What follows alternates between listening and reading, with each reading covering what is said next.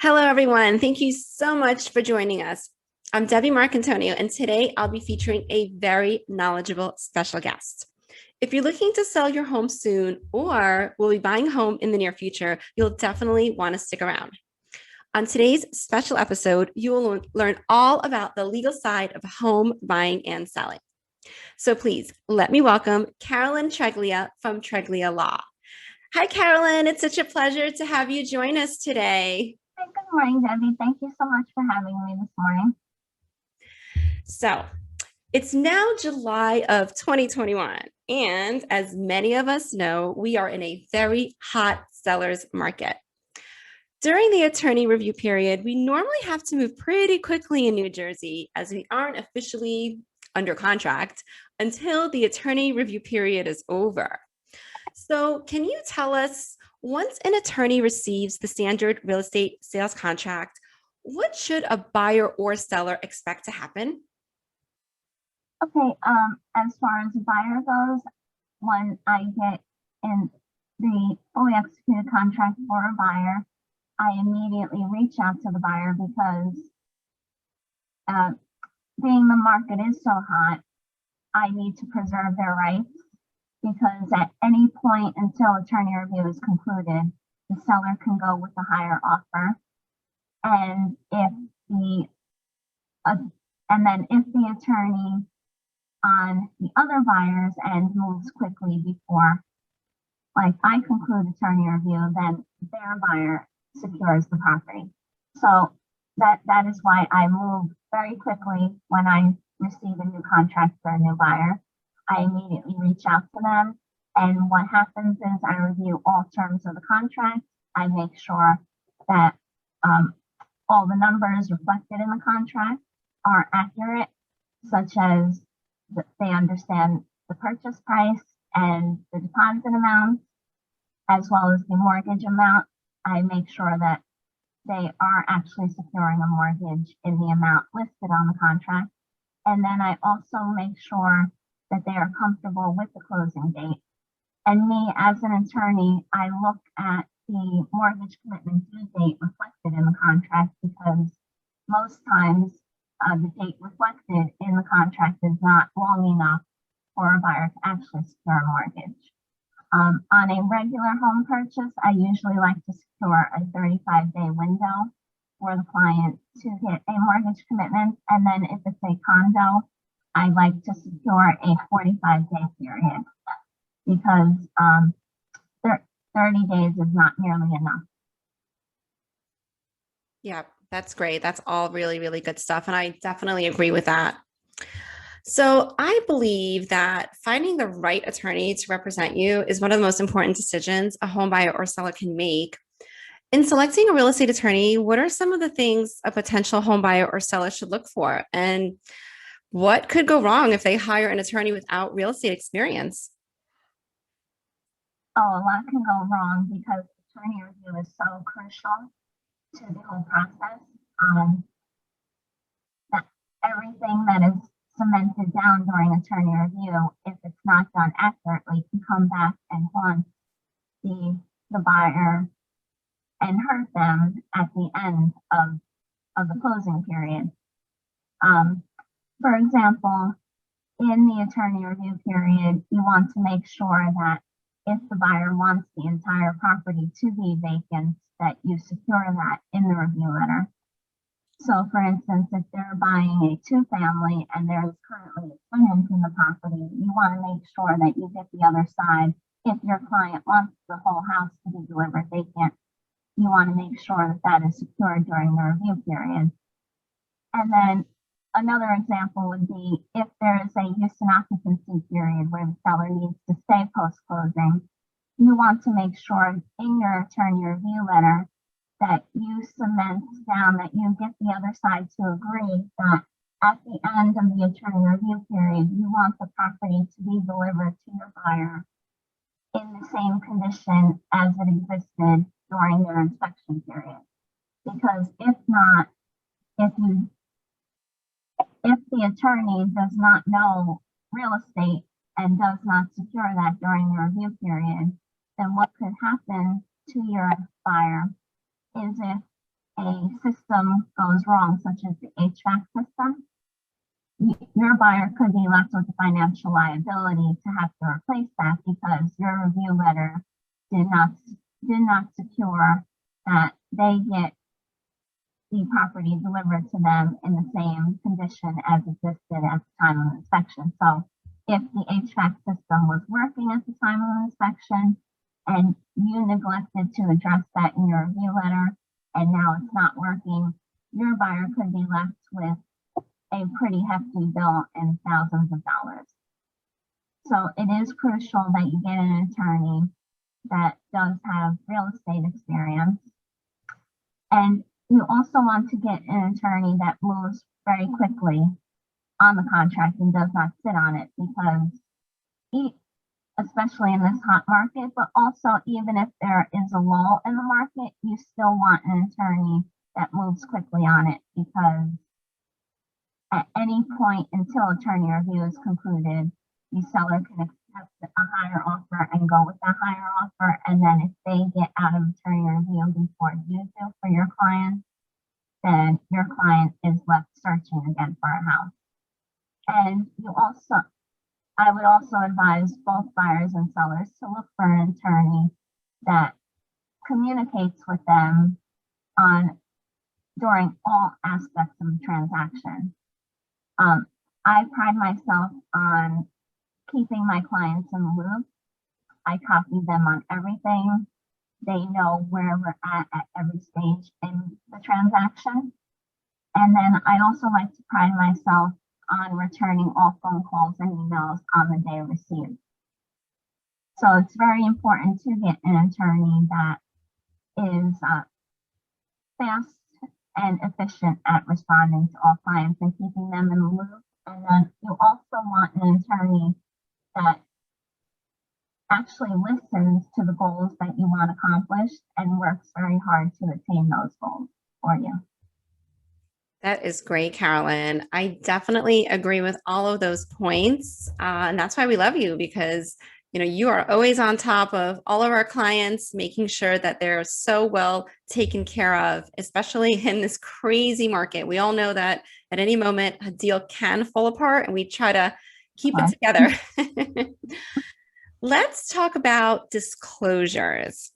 We know that most homes aren't perfect, even new construction, and they can have something going on that an untrained eye cannot notice. So how important is it for a seller to disclose the condition of their property, and what can happen if they knowingly hide defects? Well, it is very important that sellers disclose all things that they know of. So the burden is not placed on them to do any due diligence, meaning that a seller is not responsible for hiring a home inspector when they list the property to disclose everything wrong with the house. They just have to disclose to the buyer what they know is wrong with the property. And if it is found out later on that they knowingly kept back a defect with the house that they knew of, then they are subject to a lawsuit from the other side. So they just have the burden of disclosing everything that they know to be wrong with the property, and then the burden is placed on the buyer for the buyer to do their own due diligence by performing their own home inspection. Yep. Nobody wants a lawsuit for knowing something that you should have disclosed but didn't. So disclosures are very important. Yeah. Now, on to a topic that nobody likes, oil tanks. Oh my. In New Jersey, if an oil tank is discovered, it's not required that it be removed. So why do you think attorneys insist on the removal of oil tanks? I always tell my buyers to do an oil tank sweep. And that is very crucial. I tell them it is the best money that they'll ever spend because if a tank is discovered, you want to put that burden on the seller to right now pay for the cost of removing it and remediating any soil contamination.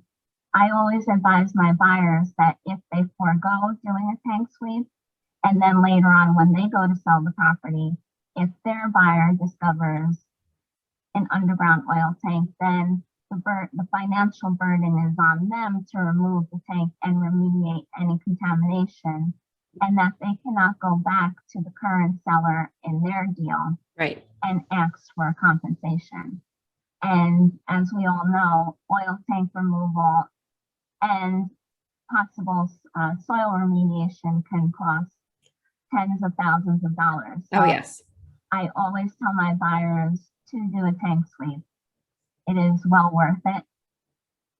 Absolutely. I definitely agree with that. We do not like our buyers being burdened with an oil tank. So, yeah, definitely a great recommendation. Alrighty. How about an exciting topic? Closing day, our favorite day in this entire process.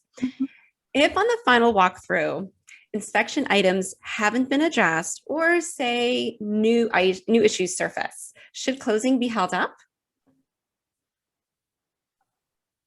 I would say yes, until an agreement is reached between both sides as far as a fair escrow amount to be held, um, or a fair credit to be offered to the buyers. I agree with that as well. Whenever that situation happens on a deal that I'm working on for my buyer, I always ask them to provide me with proof via photos and videos of all damage in the property. And then I always present that to the other side and I ask them how they would like to handle that. What kind of credit would they like to give to the buyer? Or they can agree to repair all the damage, but I want piece of money held in escrow, meaning held back from the seller's proceeds, to ensure that they really do perform the repairs that are required. And then sometimes no agreement at all can be reached. So at that point, I would definitely recommend my buyer to delay the closing until some sort of agreement can be reached with the other party. Some very good points there.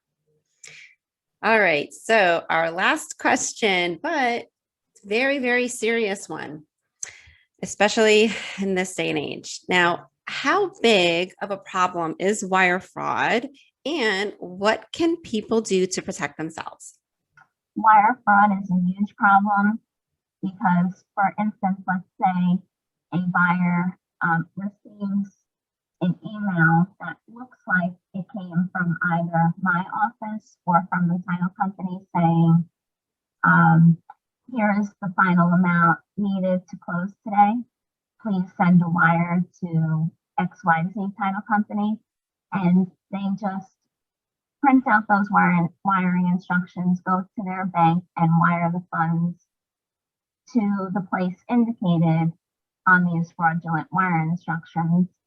Then their money is being sent to someone who just scammed them out of money. And once that is done, they cannot get their money back at all. Once it's gone, unfortunately. And that is why what they can do to protect themselves is I always have a disclaimer in my email signature, and I always tell my clients that if they get something that claims to come from my office or a title company with wiring instructions, that they call my office immediately to confirm that I really did send those wiring instructions. And or if they receive an email that claims to come from the title company, I would ask them to send that to me, and I would, on their behalf, reach out to the title company to make sure that that was sent by the title company. Because unfortunately, once the wire is sent, there is no retrieving that.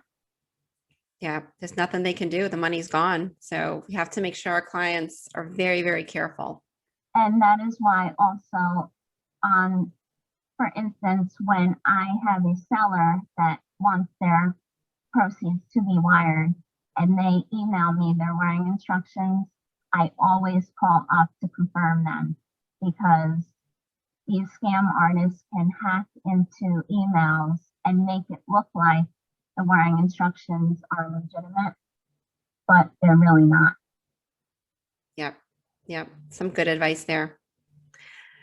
Well, Carolyn, you've definitely given our homeowners and buyers such great information. I'd like to sincerely thank you for taking the time out of your very, very busy schedule to answer some of my questions. If anyone has any additional legal questions about home buying or selling, please don't hesitate to reach out to Carolyn. Her contact information is located in the description.